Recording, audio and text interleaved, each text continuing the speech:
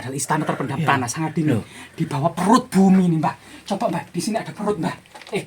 Ada semacam persajian, Mbak. Lah, nah, teman-teman ya. Jadi teman-teman, di sini ada semacam pusaka. Nah, coba kita ya rahayu, Mbak, rahayu.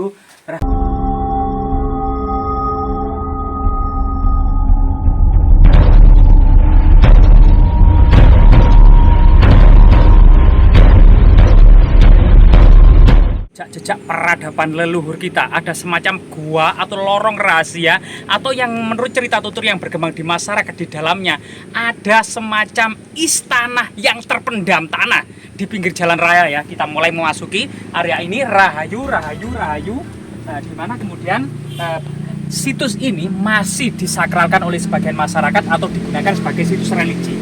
Ada perdupaan yang cukup banyak, yang artinya memang situs ini sangat sakral. Rahayu. Untuk bagian pintu masuk ini ternyata sangat rendah ya, sehingga kita agak jongkok. Kalau tidak jongkok pasti kepala kita terbentur. Nah, ini rahayu. Nah, bagian depan pintu ini ternyata ada semacam persajian. Ada kemudian minyak wangi, kendi, kopi, bunga-bunga wewangian persajian ya. Dan ini ada tulisan Jawa yang terbaca Pesanggerahan Gua Utuk Pursi. Nah, coba kita permisi putunipun sowan, coba kita diizinkan untuk memasuki gua atau istana terpendam tanah ini ya. Nah, ternyata seperti ini ya teman-teman. Batu-batunya itu mirip permata, black diamond ya, dan dinding-dindingnya itu sangat merah ya, atau batuan-batuan merah, redstone ya. Coba kita memasuki teman-teman.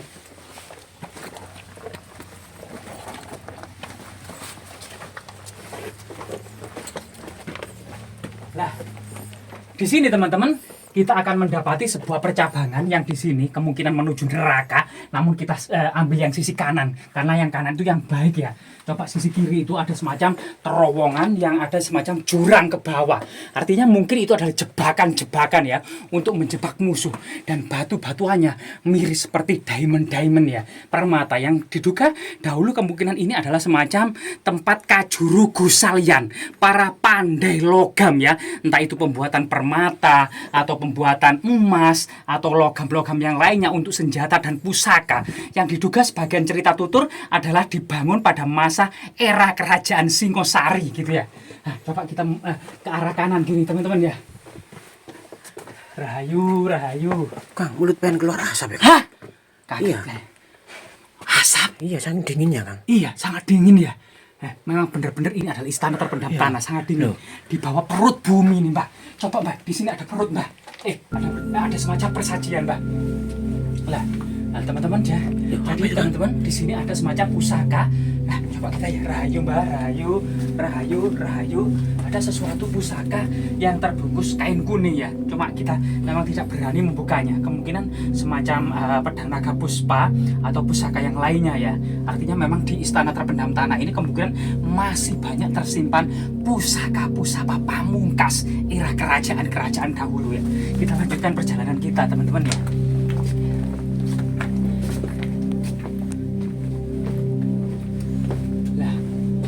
Di sini itu ada semacam batu hitam ya yang sangat besar menyerupai sosok-sosok wajah yang menyeramkan atau kepala ular naga ya. Nah, coba kita memasuki lorong yang sangat gelap gulita gitu ya. Nah, di sini kita memasuki lorong yang sangat gelap gulita. Dan memang gua-gua pertapaan ini memang mulai dibangun era Airlangga ya. Ada gua Gunung Kawi di Pulau Bali ya, atau gua Gajah, gua Selomangleng yang ada di Kadiri, gua Selomangleng yang ada di Tulungagung, gua Gembyang yang ada di Mojokerto. Ini diduga gua-gua ini dibangun pada masa Airlangga. Kemudian ada gua-gua yang ada di lereng Gunung Penanggungan yang diduga juga dilanjutkan atau dibangun pada masa kerajaan Majapahit sebagai pertapaan para resi. Nah, ini jadi suasananya itu ternyata sangat-sangat gelap ya. Jadi di situ itu ternyata bayangan-bayangan kita ya, seperti perumpamaan kehidupan ini ya. Seakan-akan kita hanya di bayangan saja. Ada ruangan lagi. Nah, ini kemungkinan ruangan yang lainnya. Cuma ini jalannya ke bawah. Coba kita cari yang atas saja, Mbak. Di sini ya. Iya. Jangan-jangan itu tembus mungkin tembus ke istana lainnya ya. Nah ini ruangan ini seakan-akan buntu gitu ya. Ternyata di samping kanan ini ada semacam pertapaan atau sosok orang yang bertapa. Coba. Rahayu, rahayu, rahayu. Rahayu, rahayu, rahayu. Bah, ada orang bertapa, Mbak. Rahayu, rahayu, rahayu. Mungkin kamera agak belok ke sana ya. Rahayu, rahayu, rahayu. Jadi di sini teman-teman ada semacam altar persajian ya, yang diduga ini adalah kelanjutan dari masa-masa peradaban kuno yang digunakan hingga saat ini. Ada payung kuning, payung putih kendi, sebuah seperti apa namanya mabanten gitu ya, atau mungkin sebagai altar-altar untuk melakukan semacam ritual-ritual ya tertentu gitu ya. Dan di sini ada kain kuning keliling, Mbak ya. Kain kuning keliling, berarti gua ini masih dimanfaatkan oleh sebagian masyarakat sebagai situs religi. Nah, coba kita cari lorong yang lainnya, Mbak ya. Nah, jadi dinding-dindingnya itu seperti ini. Kemungkinan ini memang apa namanya? Ada orang yang berapa? Jadi coba di sana kemungkinan ada orang yang masih bertapa gitu ya. Coba kita ke arah sini aja, Mbak ya. Jadi teman-teman, kemudian tadi saya melihat ada sosok orang bertapa, kemungkinan orang yang sedang melakukan ritual, sehingga kita coba berbalik gitu ya, mencari lorong-lorong yang lainnya. Nah, jadi lokasi di sini ini ada semacam tangga menurun ya, ada tangga yang menurun, kemungkinan kita akan memasuki perut bumi. Nah, kita masuk.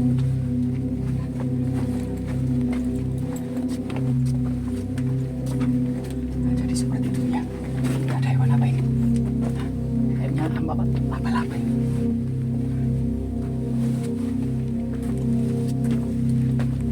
Nah, untuk bagian ini ya teman-teman, seperti semacam labirin atau semacam lorong bawah tanah atau lorong istana yang terpendam.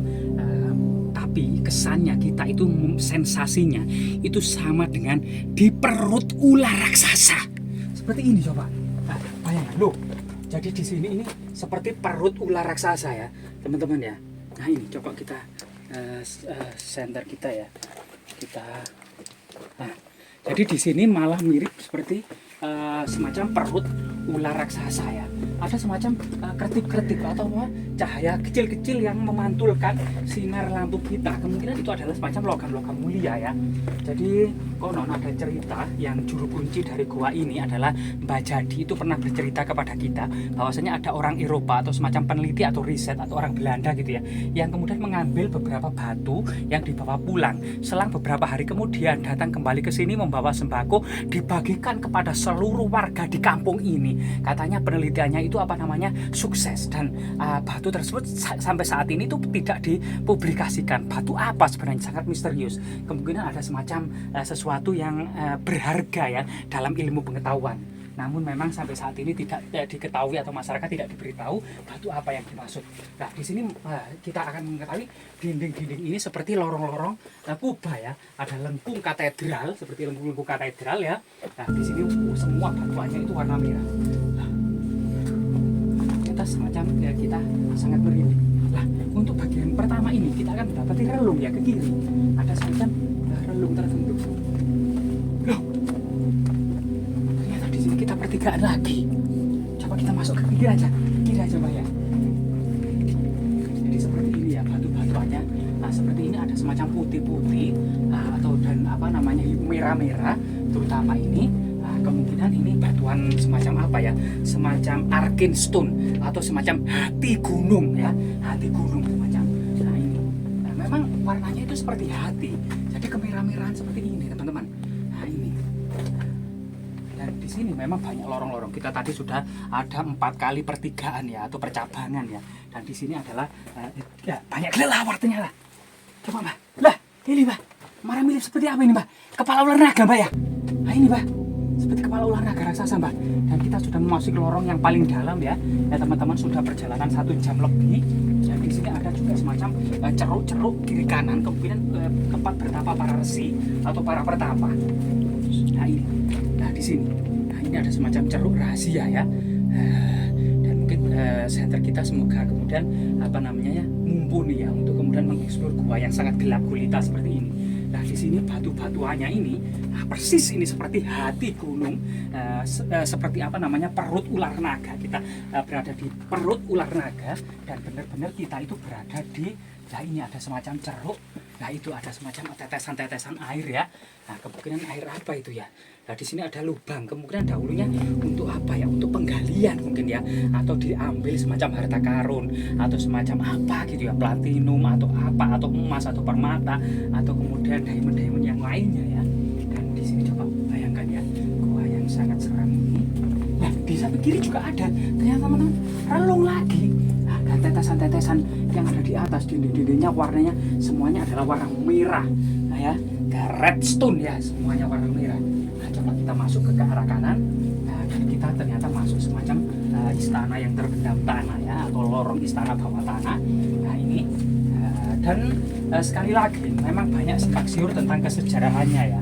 Nah, yang pertama memang awalnya ini dimulai pembangunannya untuk semacam para resi atau para pendeta untuk mencari logam ya, karena logam pada masa kuno itu tentu dengan teknologi yang sederhana namun dibutuhkan banyak ya, seperti pedang, senjata-senjata dalam perang maupun untuk pertanian, untuk perhiasan atau untuk sarana-sarana istana yang lainnya ya, mahkota raja atau pakaian khas kerajaan. Ini semuanya membutuhkan banyak logam-logam mulia, dan disitulah kemudian di era Singosari kita mendapati pertapa lagi, Mbak.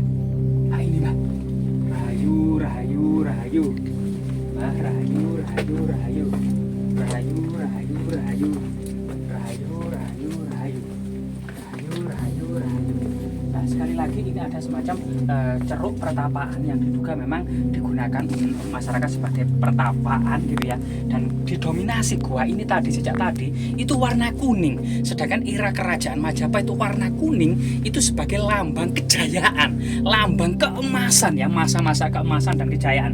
Dan di sini sekali lagi ada semacam lorong ya, di sini ada semacam lubang, kemungkinan untuk apa namanya ya, untuk bertapa atau mungkin semacam kubur ngaben gitu ya, untuk menaruh sebenarnya abu jenazah dari para raja. Termasuk di sini ada pusaka yang tentunya tertutup ya, harusnya ditutup pusaka ini, ada tutup tapi ada sebagian yang membuka. Nah ini pusaka-pusaka di era kerajaan-kerajaan dahulu ya.